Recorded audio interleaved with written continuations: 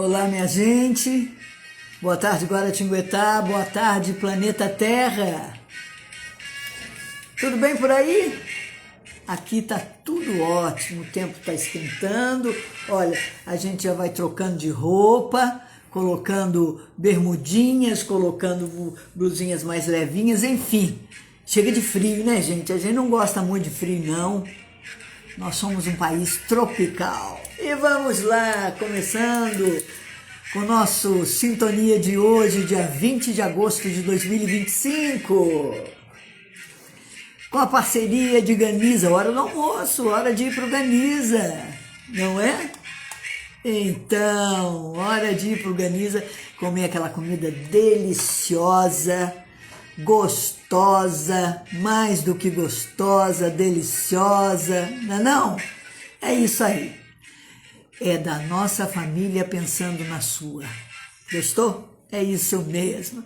E TF Pneus para você também aí com 5 lojas no Vale do Paraíba, 2 em Guará, uma em Lorena e 2 em Pindamonhangaba. E vem vindo a nova TF aí em Taubaté. Isso mesmo, aguardem a Teberg Fernandes, TF Pneus em Taubaté para você. Enquanto isso, vá a uma loja da TF Pneus. Olha, o meu carro tá meio com chine, sabe? Sabe o que é chine? É aquele balancinho na direção depois que passa assim de uma certa velocidade. Onde eu senti o chine, já vou na TF para ver.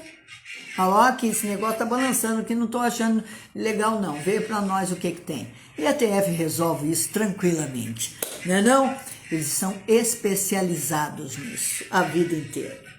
E o nosso Sintonia está começando hoje, nós vamos conversar com ele, Tiago Xavier, que é o secretário de Cultura de Guaratinguetá. Deixa eu ver se o Tiago já está por aqui. Tá? Tiago, para a gente bater um papo aqui no nosso Sintonia hoje. Será que o Tiago já está aí? Aí, Tiago. Bom, tudo bem? Boa tarde, bem-vindo, secretário. Boa tarde, Neuza. Boa tarde a todo mundo que está acompanhando. Tá saindo o áudio bem aí? Tá tudo certinho? Tá perfeito, tá ótimo. Muito Beleza. gostoso mesmo. E tá aí. Tiago, muito trabalho? Bastante. E que bom. É, escute, você não imaginava que o outro lado do balcão fosse tão burocrático assim, né? Porque fazer cultura, você era colega nosso no conselho, e historiador, e sempre trabalhou, né? E agora está aí do outro lado. Como é que está desse lado aí?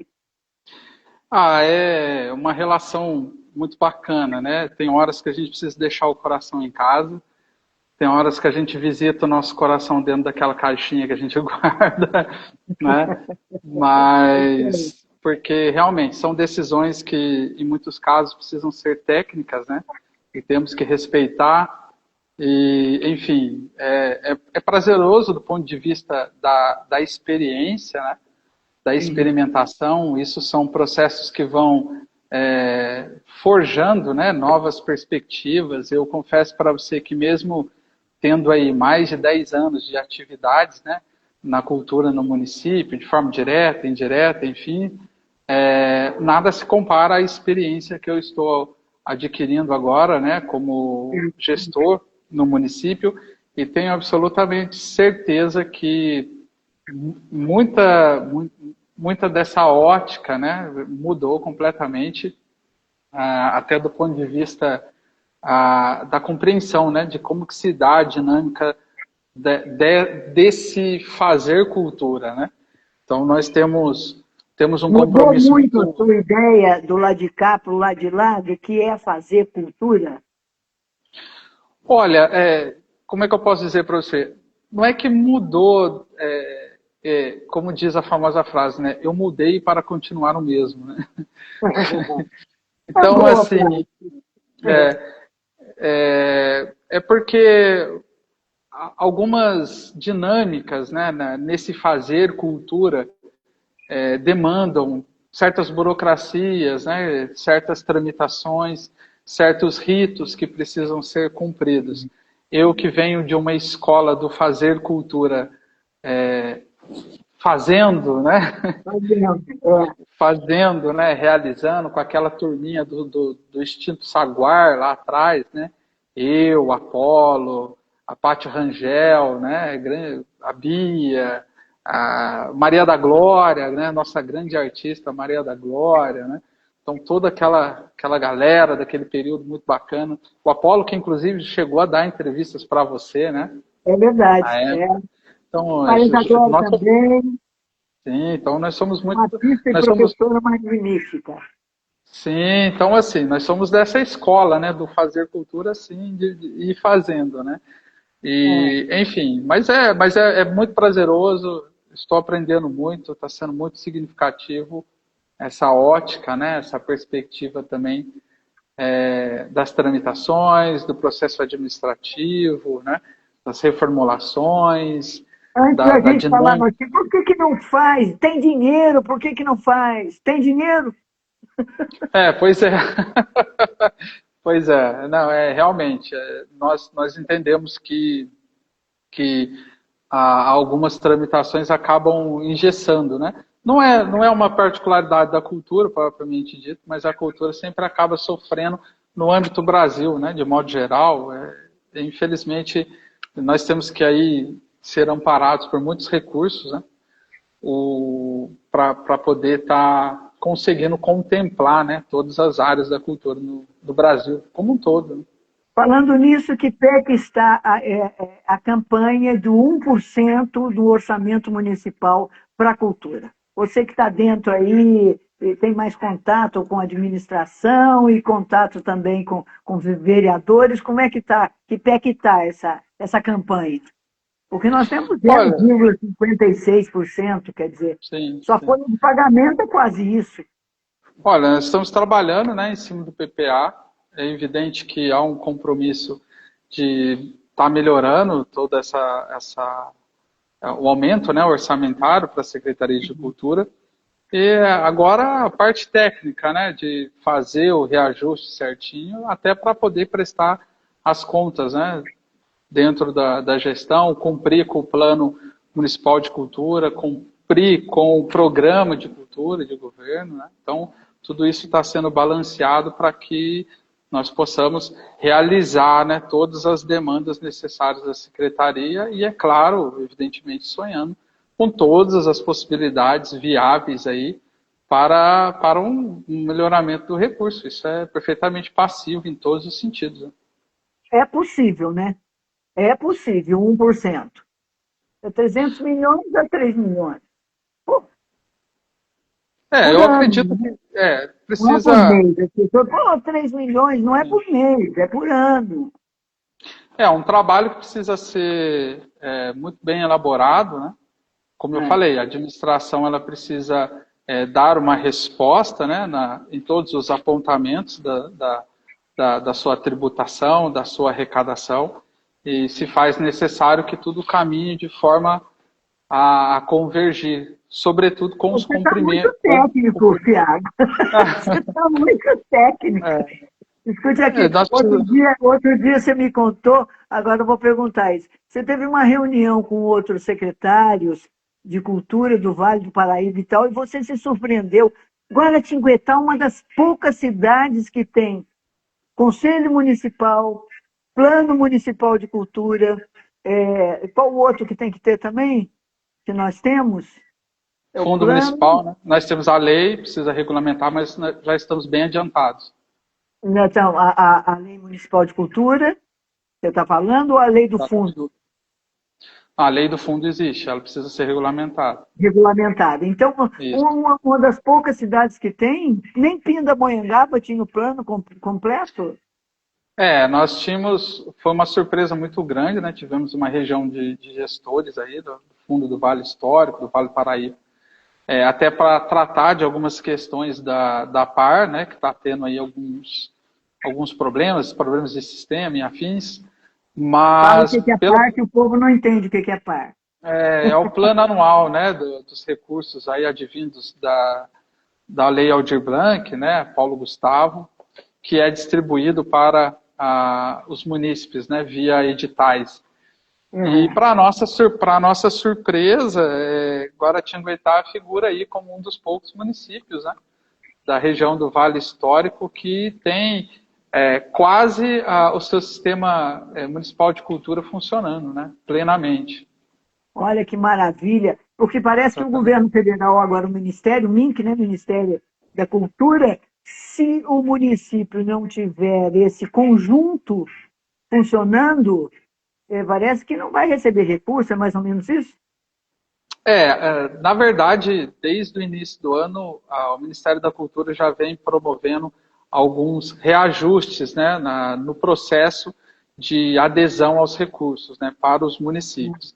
E dentre desses reajustes está algumas adequações que todos os municípios precisam se enquadrar. E, sobretudo, ter o seu plano municipal de cultura, né, em pleno funcionamento, que é Secretaria de Cultura, Conselho Municipal de Cultura, Plano Municipal de Cultura e até o prazo máximo de 2027 o Fundo Municipal de Cultura funcionando, que é por onde os recursos agora virão, não serão mais via Gov, né, como estava sendo feito.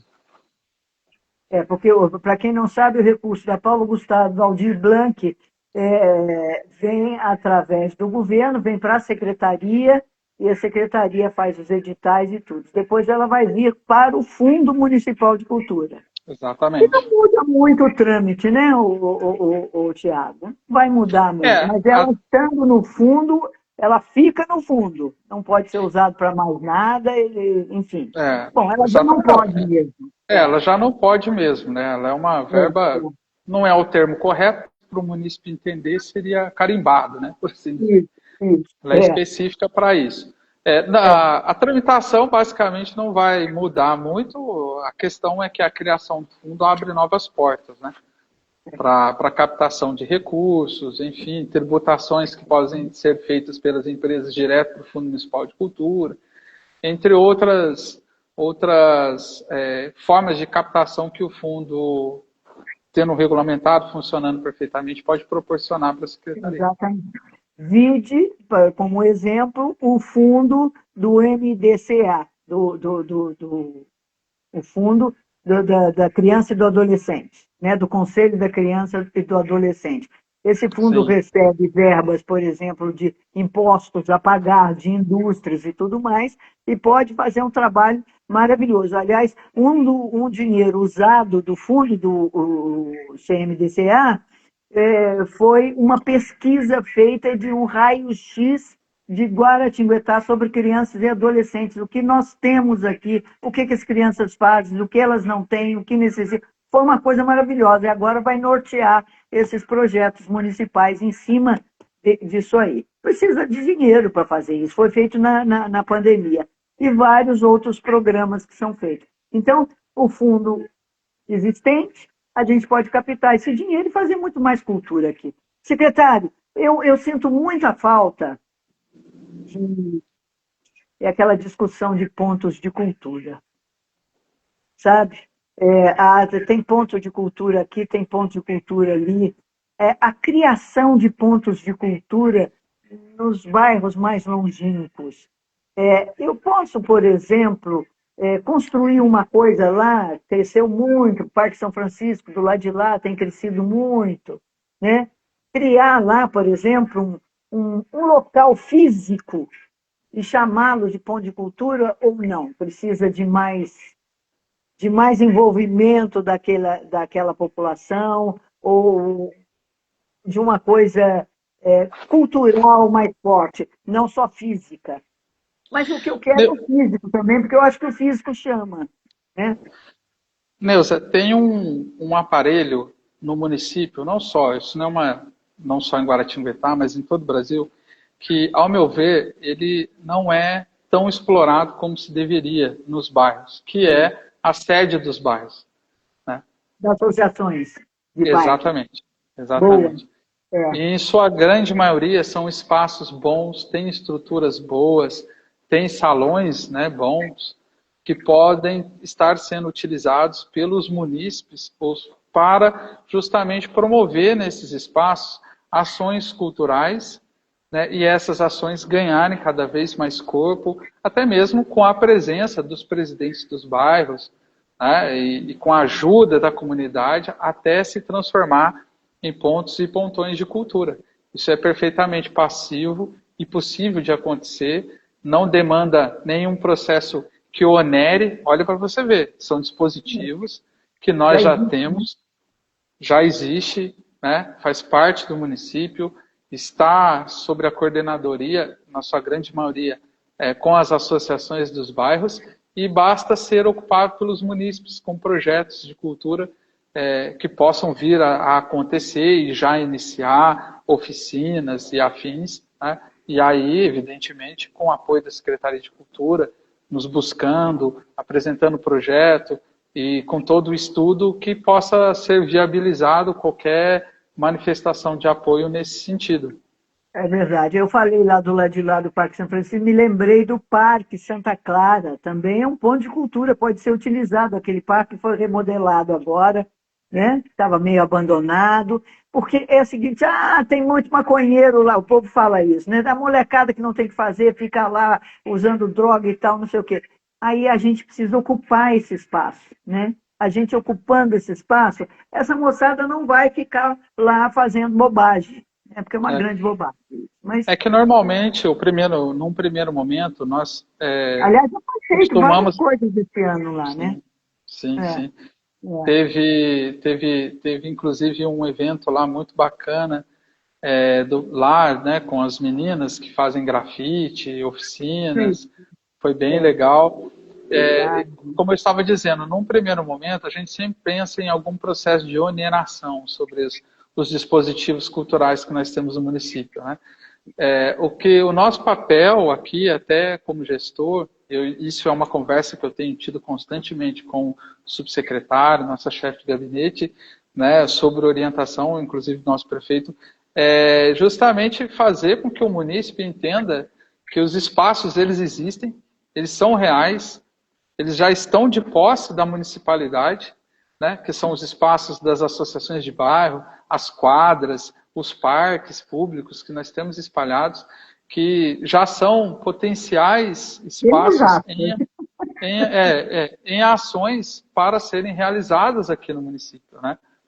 Bastando apenas a iniciativa da municipalidade em querer dar início a inúmeros projetos culturais e a partir daí, numa segunda fase, né, apresentando o projeto e a gente estudando em conjunto toda a viabilidade de apoio, estruturação e afins. Essa é a ideia, é levar o município a entender que é possível, né? O primeiro passo já está acessível a todos. Olha, por falar em ocupação de espaços, nós teremos aí no dia 31 a primeira parada gay de Guaratinguetá. Já surtiu efeito, tem bomba para tudo quanto é lado nisso aí. Isso foi através de um projeto de São Paulo, que veio uma verba, né, para um projeto de São Paulo, e, claro, com o apoio da Secretaria de Cultura de Guaratinguetá. Muito bem. Os preconceituosos já começaram a falar bobagem nas redes sociais e tudo mais. Como é que você vê essa primeira parada gay, secretário? Como secretário? É uma coisa cultural, eu vejo como uma coisa cultural, uma manifestação e uma alegria tremenda. Para quem nunca viu uma parada gay, ou só enxerga o lado negativo, porque tudo tem um lado positivo e negativo, né? Enfim, como é que o secretário vê isso aí? A primeira parada aí, acha ocupando um espaço público, que cá entre nós, eu particularmente gostaria que ela fosse na rua, na Avenida Presidente Vargas. Mas, vamos lá. Olha, Neuza, o prefeito cedeu lá só o espaço. Sim. Primeiro, eu acho que devemos conceder, né, todos os devidos créditos pela organização, o trabalho, idealização do movimento, que é um movimento plural, né? Através do Vitor, sobretudo, que nos procurou naquele primeiro momento para a realização desse evento, de forma bastante assertiva também. E, é claro, cumprindo todos os protocolos necessários, que se fazem necessários, para que todos os munícipes, independente das suas escolhas, das suas opções, seus credos, crenças e afins, tenham a sua participação no processo cultural aqui no município, né, atendendo a todos, e quando a gente diz que é cultura para todos, é todos mesmo, né, sem nenhuma distinção. Mas o que eu entendo? Eu acho que da perspectiva do fator cognitivo, né, por assim dizer, facultativo do indivíduo, nós temos o maior bloco de carnaval do Vale do Paraíba, que é constituído por um momento em que os homens se vestem de mulher, as mulheres se vestem de homens, que é a tradicional banda mole, né? Que já acontece ao longo de décadas aqui no município de Guaratinguetá. E é o maior bloco conhecido. Né? Vou lembrar uma coisa para você, secretário. Guará foi a primeira cidade a eleger uma Miss Gay. E a Miss Gay hoje faz parte da corte carnavalesca. Faz parte da corte carnavalesca, exatamente. Então, nós tivemos aí algumas representações. Não liga, acha que está tudo bem, né? Nós tivemos, inclusive, algumas representações assim, no município, do ponto de vista histórico. Poucas pessoas conhecem, mas a gente que pesquisa sabe, né, dessas personalidades, que, me perdoe a expressão, mas é uma questão de terminologia histórica, que é a conhecida Maria Caminhão, né? Que fez história aqui no município, fez história na rádio, inclusive, aqui no município. Exatamente. Maria Maringonde é o nome dela. Exatamente. Então, assim, para você ter uma ideia, uma mulher que vestiu calças e saiu na rua, né? Só usava terno, aliás, tinha umas unhas pintadas lindas, né? E só usava roupa de homem. Hoje em dia, as pessoas estão assim. E tinha um programa de calouros, né, na rádio. Na Rádio Clube. Então, exatamente. Então, você imagina... na época. Exatamente, né? Então, são ações, né, que eu acho que, historicamente, a gente já tem, inclusive, várias contribuições e são participações que ocorrem dentro do município. Bom, tudo tem os prós e os contras, né? Então, tem que ter. Agora, me conte uma coisa. Por que mudou a FLIG? Nós estávamos esperando tanto a FLIG e eu quero saber de você o que aconteceu, porque era para acontecer essa semana, né? Sim. Ô, Neuza, nós temos um ano bastante atípico do ponto de vista positivo, que é o ingresso do Carnaval para a pasta da Secretaria de Cultura, né? Isso já foi oficializado, nós estamos trabalhando acerca disso já na Secretaria. E, tradicionalmente, a Feira Literária ela já acontece nos meses de maio. Muito embora, em algumas edições anteriores, ela já teve uma variação aí de datas. Então, inevitavelmente, o Carnaval agora sendo uma particularidade da Secretaria de Cultura, com a extrema parceria, né, da Secretaria de Turismo, é claro que fica mais difícil mantermos ela no mês de maio. Processo, né, licitatório, porque o Carnaval ele ocorre entre fevereiro e março, né, todos os anos. Então você imagina que toda essa dinâmica de tramitação, de licitação e os trabalhos que envolvem o Carnaval dentro da Secretaria de Cultura e tendo que, na sequência, já trabalhar com a realização da Feira Literária em maio, fica realmente uma data muito apertada e muito corrida. Essas licitações, esses editais são feitos antes. Por exemplo, o Carnaval em fevereiro, março. A licitação foi feita em novembro, dezembro. Não dá tempo. Não dá tempo. Não dá tempo porque a gente não pode contar que tudo aconteça exatamente como a gente quer. Imprevistos podem acontecer, a gente tem que ter tempo para revisar, né, analisar. Não deu tempo esse ano, mas o ano que vem pode dar, né? Ou você pretende mudar a data? Então, é justamente por isso que a gente quer já trabalhar com a Feira Literária no segundo semestre, né? Estamos pensando, trabalhando. Tivemos esse impasse agora do primeiro processo de licitação, né? A empresa vencedora acabou ficando inabilitada para realizar o evento, por conta de ausência de algumas documentações, então agora estamos cumprindo um rito que é de 10 dias de publicação, novo processo licitatório, e não teríamos tempo para manter a data que havíamos desenhado, né? Então, Agora, após o segundo processo de licitação, nós vamos então divulgar a nova data da feira, mas para alento de todos os nossos munícipes, fiquem tranquilos, a feira literária vai acontecer sim. Bom, não tem data ainda.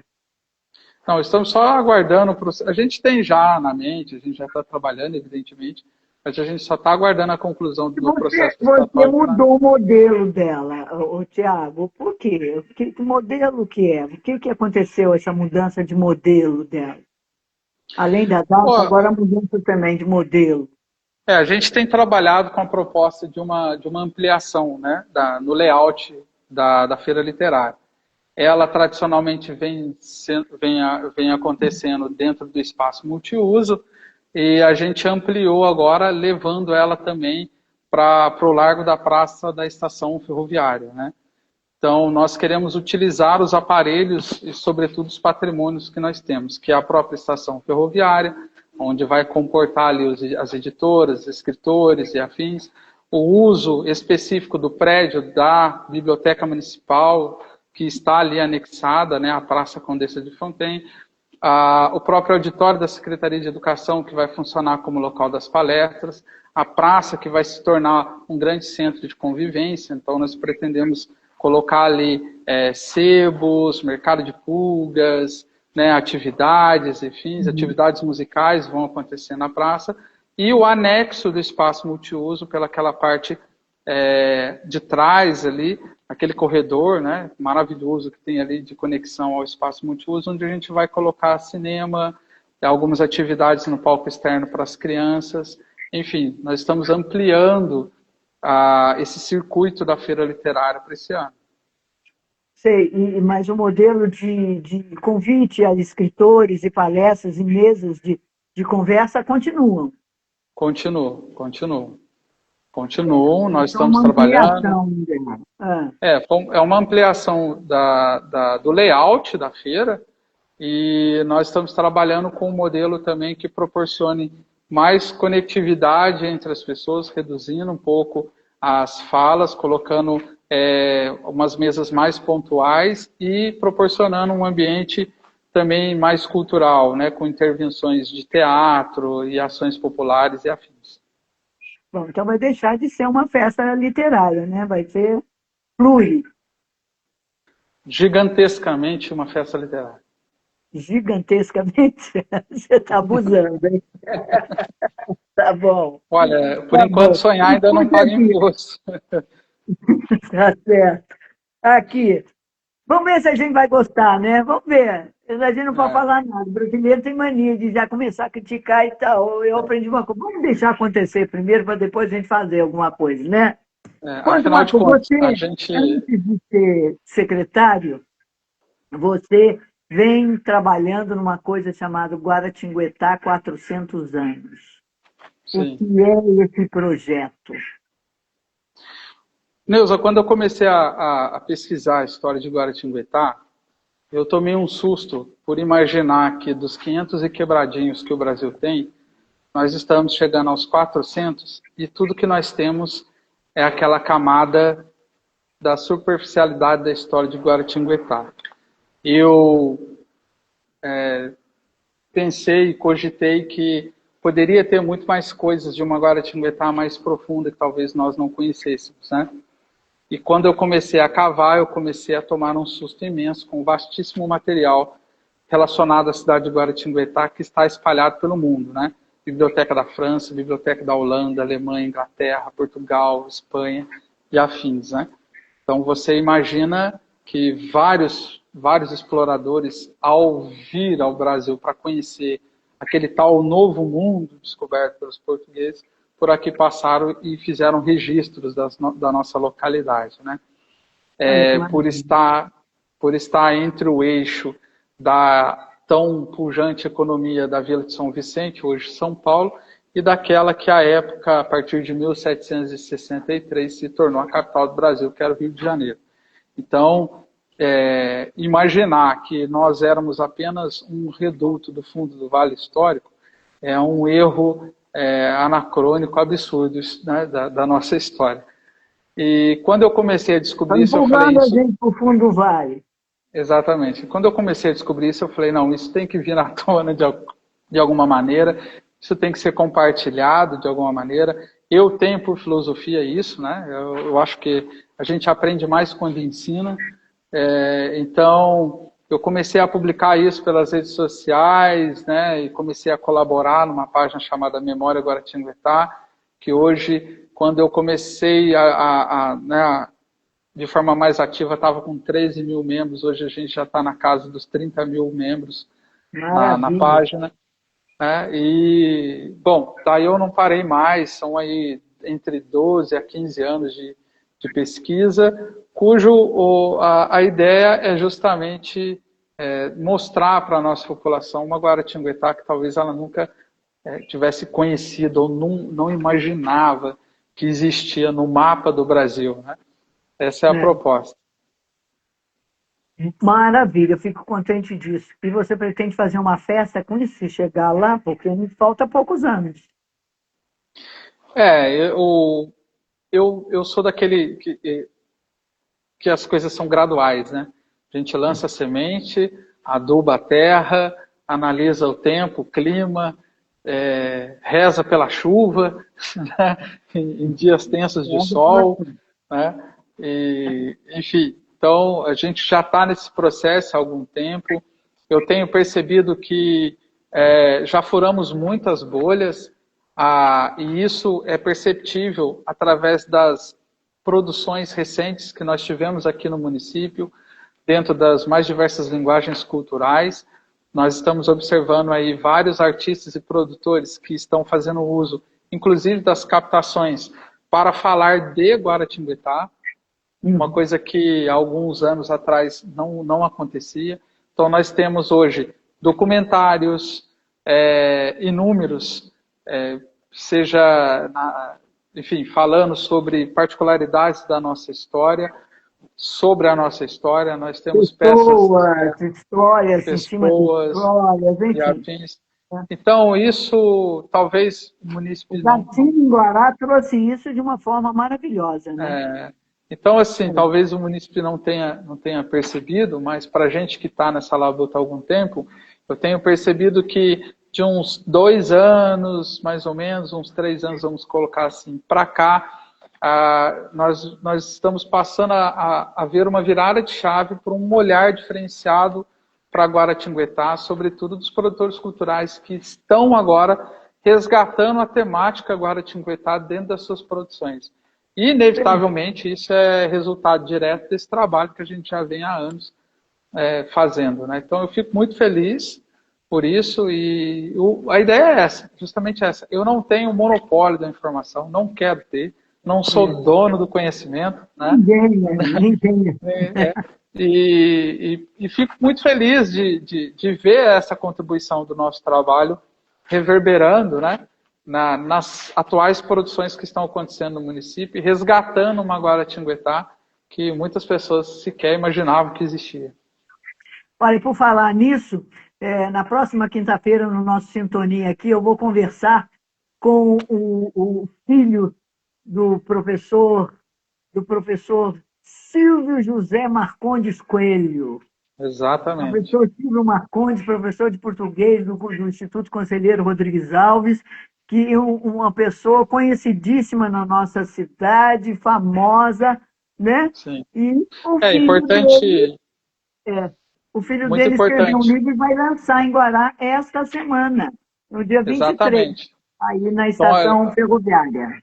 Exatamente. Né? Para as pessoas que estão nos acompanhando, para perceber como que esse processo de virada de chave ele é real, é uma perspectiva real, né, observável. Não só na linguagem do cinema, né, das produções, dos documentários, algumas peças teatrais e afins, nós estamos vendo já essa virada, mas isso também dentro da literatura. Se não me falha a memória, a última linha literária especificamente sobre Guaratinguetá que nós tivemos foi das mãos do nosso saudoso professor Didi. Né? Dona Teresa, exatamente, Dona Teresa teve uma grande contribuição, professor Didi. E aí irmão do professor. Sim, professor Pazinho e afins. Então, assim, e você vê que nós tivemos agora o livro do Lúcio Mauro, Pelas Ruas de Guaratinguetá, que foi lançado. Também. Nós tivemos recentemente um livro sobre as aventuras de Guaratinguetá, que é uma exploração pedagógica maravilhosa sobre a história de Guaratinguetá, foi lançado no último dia 19. Nós temos agora o lançamento da biografia do professor no próximo sábado agora, aqui no município, né? Então, olha só essa virada de chave também dentro do cenário da literatura, da contribuição, sobre o resgate dos personagens e da história de Guaratinguetá. Nós viemos muitos anos falando que Guaratinguetá era Atenas do Vale, que deixou de ser Atenas do Vale. Eu não sei, essa falta de orgulho próprio, né? Essa falta de valorização do que é nosso. Eu sempre falei na época de rádio, valorize o que é seu, valorize o que é nosso. É uma frase que eu usava muito, né? Valorize o que é seu, valorize o que é nosso. E a gente tem muita gente boa aqui, a gente tem muitas coisas boas, muitas histórias boas para contar e muita coisa boa para fazer daqui para frente. Exatamente. Né? Eu costumo falar para as pessoas que nós éramos a Atenas do Vale quando não existia Secretaria de Cultura. Tá danado você hoje, hein? Ah, lá tem alguém falando aqui deixa eu ver, do livro da Heidi Schollenberg, lá, lembrando todos os livros da Heidi Schollenberg e da Titi também, da Netieri, que mostrou um clube dos 500 que ninguém sabia. Você sabe que essa história, é a Titi que é o apelido dela, né, da Ana Cristina, que eu conheço há muitos anos. Enfim, eu levei para um casal de amigos que moram na Itália, são arquitetos, um é brasileiro, mora lá, casou-se com uma italiana.